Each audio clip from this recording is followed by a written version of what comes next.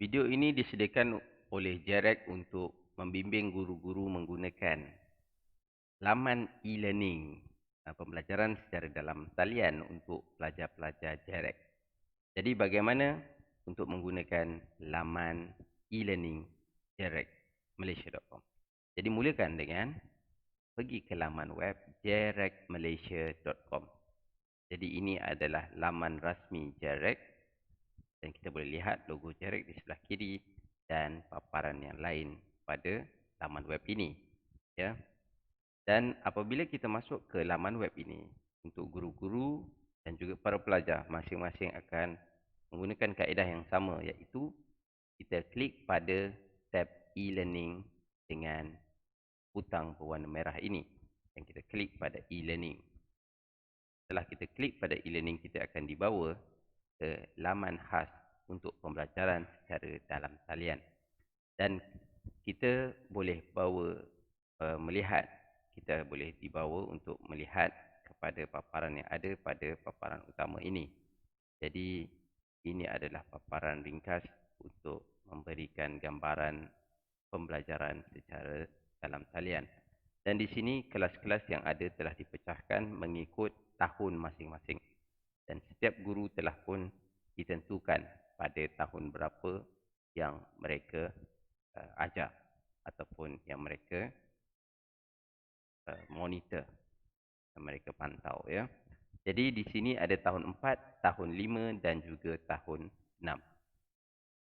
Kiranya guru-guru itu, ya, cikgu-cikgu REC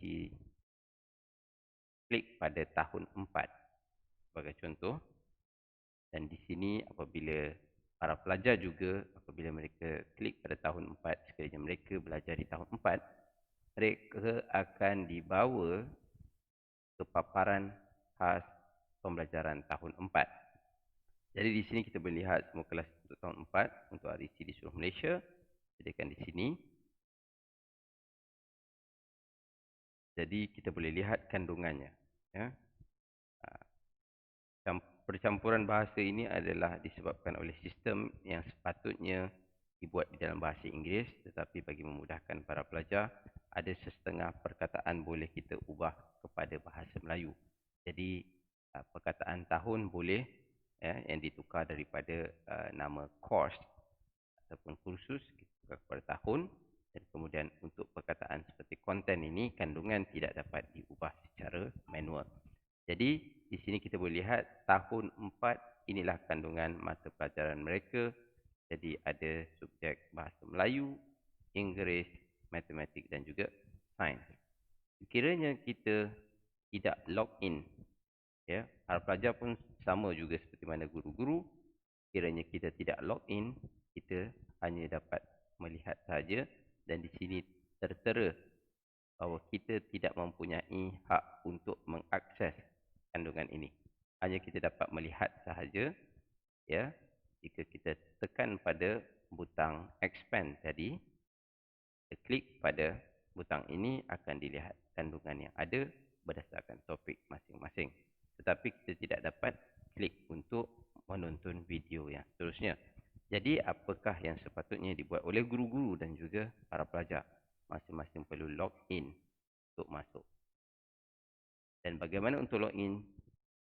Semua para pelajar dan guru hendaklah login mengikut kata nama ataupun email yang telah diberikan oleh pihak Jerek bersama-sama dengan password yang telah disediakan. Jadi tekan pada butang login setelah memasukkan username ataupun email dan juga password. Apabila tekan login, kita akan dibawa masuk ke dalam paparan yang sama dengan para pelajar. Jadi di sini kita boleh lihat dan semua guru-guru dibenarkan untuk melihat semua video ini dan guru-guru dianggap sebagai group leader, ya, ketua kumpulan mengikut sistem yang telah disediakan ini. Jadi dengan ini kita boleh melihat setiap kandungan yang ada. Dan apabila kali ini kita tekan expand, kita dapat lihat sebagai contoh kata seru. Dan apabila kita klik pada kata seru, kita dapat menonton video ini akan dimainkan secara automatik, ya. Kata seru ialah kata yang digunakan.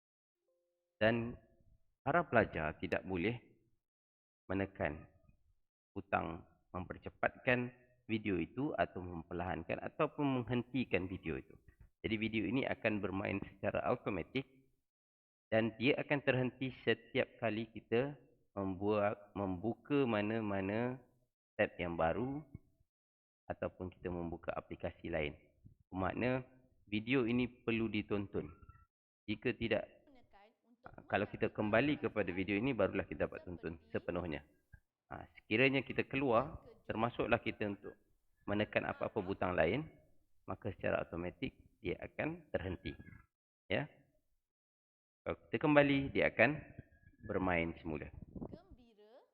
Dan kita juga, sebagai contoh, ada para pelajar yang mungkin dia akan buka tab yang lain, melihat, menonton video lain atau sebagainya. Jadi apabila dia klik tab yang lain, terus video itu terhenti. Jadi ini memaksa para pelajar untuk menonton sehingga habis. Dan hanyalah setelah habis, bagi tujuan ini saya tutupkan dahulu audio. Jadi hanya setelah video itu ditonton sehingga habis, barulah butang sudah selesai ini boleh diklik. Buat masa ini, butang ini tidak boleh diklik. Tidak boleh ditekan. Jadi, bagaimana? Adakah para pelajar perlu habiskan satu demi satu? Kami telah membuka kebebasan kepada para pelajar mengikut keperluan guru-guru. Jadi, guru-guru boleh minta para pelajar untuk menonton topik kata seru sahaja dahulu, kemudian boleh terus pergi ke tip bina ayat sebagai contoh, tanpa perlu satu demi satu. Ya. Jadi kalau satu demi satu, jadi para pelajar tidak boleh skip, tidak boleh melangkau mana-mana topik. Tetapi kalau begini adalah lebih mudah untuk guru-guru memberikan arahan kepada para pelajar. Jadi perkara yang sama akan berulang. Ya. Hanya setelah video itu ditonton sehingga habis, barulah bulatan sebelah kiri ini pada setiap topik akan ditanda dengan berwarna biru penuh. Jadi paparan yang guru-guru lihat sama saja dengan paparan yang para pelajar lihat. Tetapi apakah bezanya? Beza bagi guru-guru, kiranya guru-guru pergi ke bar berwarna hitam di sebelah atas ini hanya boleh dibuat oleh guru-guru sahaja. Klik pada sebelah kanan atas dan di sini ada akaun, nama akaun masing-masing. Jadi guru-guru diminta untuk pergi ke akaun masing-masing dan di sini kita akan dibawa ke laman profil terlebih dahulu. Kerana apa? Kerana setiap kali cikgu-cikgu berada di sini, cikgu hendaklah mengemaskini setiap butiran. Sebagai contoh, first name, kita masukkan nama kita dan juga nama akhir kita. Dan juga butiran-butiran yang lain seperti mana yang diperlukan, termasuklah gambar guru-guru. Jadi berkenaan dengan password dan yang lainnya daripada account management sehingga bahagian bawah, diharap supaya tidak diusik. Setelah dikemaskini profil,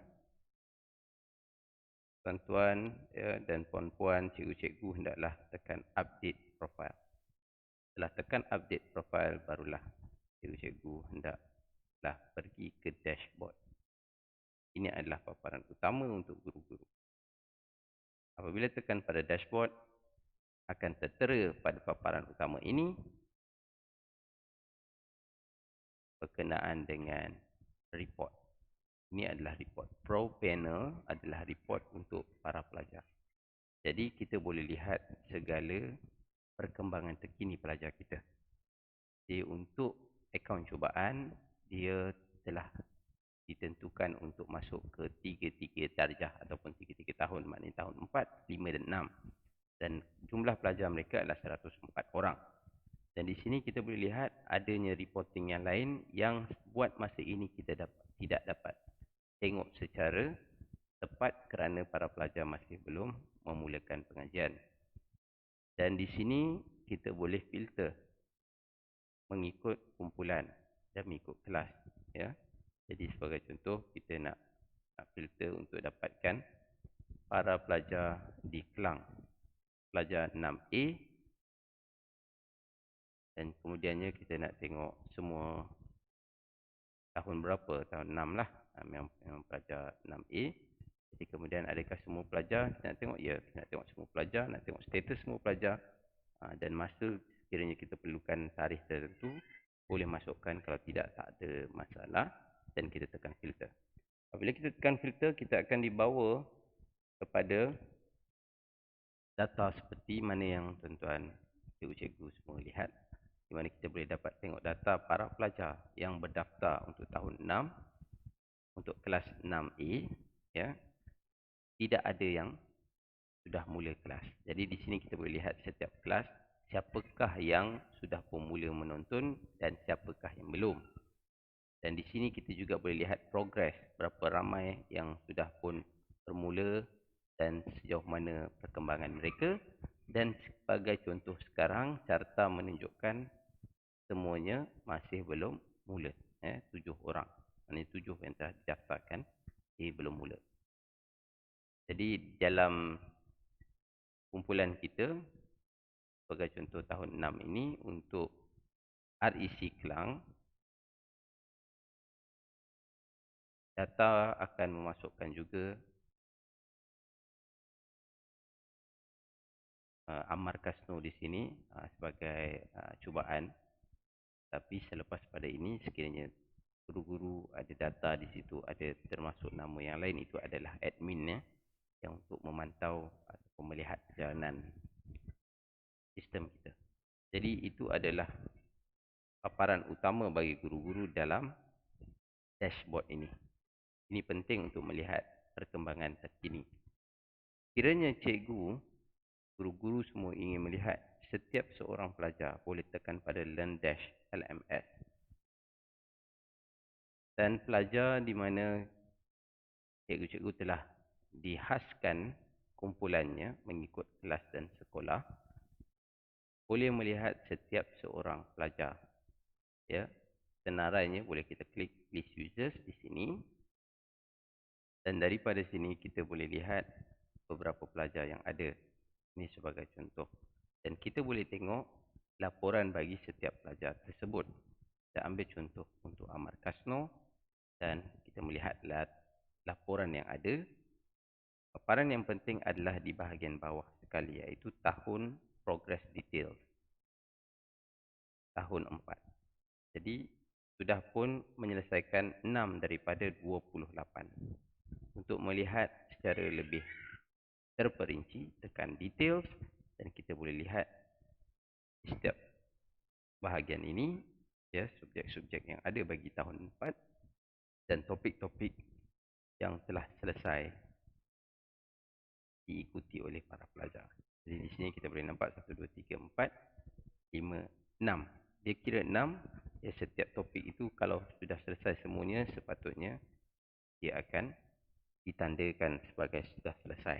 Tapi disebabkan di sini kita tidak mewajibkan satu demi satu selesai, jadi di situ ada kelonggaran. Mereka sendiri mungkin akan tanda sudah selesai subjek tersebut, tetapi topik keseluruhannya masih belum selesai. Jadi di sini kita boleh lihat secara lebih terperinci. Kita juga bagi guru-guru boleh untuk kembali kepada paparan Learn Dash kumpulan tadi, dan boleh terus untuk kita export result atau export progress untuk kita lihat perkembangan para pelajar. Sebagai contoh, bila kita lihat data ini akan secara automatik dimuat turun di dalam file Excel yang memudahkan kita untuk melihat data para pelajar secara keseluruhan. Jadi, file yang keluar adalah file dalam format CSV. Tapi, guru-guru jangan risau, kerana walaupun bukan dalam format Excel, kita perlu klik kanan, dia masih boleh dibuka menggunakan Microsoft Excel. Jadi kita klik Microsoft Excel dan kita dapat lihat laporan bagi setiap para pelajar. Buat masa ini contoh yang saya tunjukkan tidak ada apa-apa data kerana para pelajar masih belum mengikuti kelas secara dalam talian. Jadi di sini sekiranya ada kuis, maka di situ ada markah. Tetapi buat masa ini kita masih belum menggunakan kuis ataupun assignment yang boleh dihantar oleh para pelajar. Baik, kembali kepada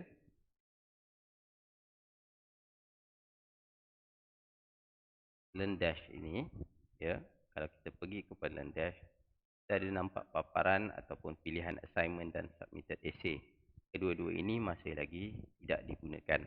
Jadi sekiranya pada masa akan datang, kita memerlukan para pelajar menghantar assignment ataupun menghantar essay, tugasan-tugasan ini boleh kita berikan kepada para pelajar dan para guru boleh menyemaknya menerusi paparan admin ataupun dashboard yang disediakan untuk hanya pada guru-guru.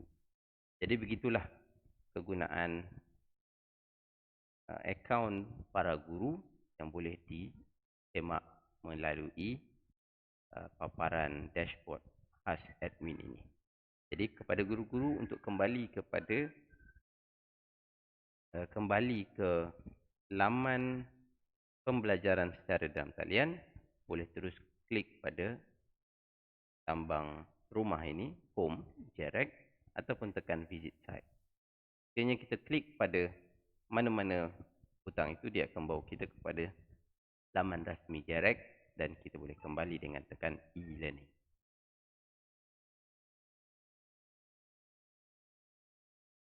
Dan kita akan kembali seperti mana yang awal tadi. Guru-guru juga boleh secara terus, ya, tanpa melalui laman web rasmi JREC dengan menekan ataupun menaip elearning.jrecmalaysia.com. Jadi pada sini kalau kita klik enter, kita juga akan dibawa ke laman utama pembelajaran JREC. Jadi itu sahaja video bimbingan ini. Sekiranya terdapat sebarang masalah atau pertanyaan, sila hubungi pihak JREC. Sekian, terima kasih.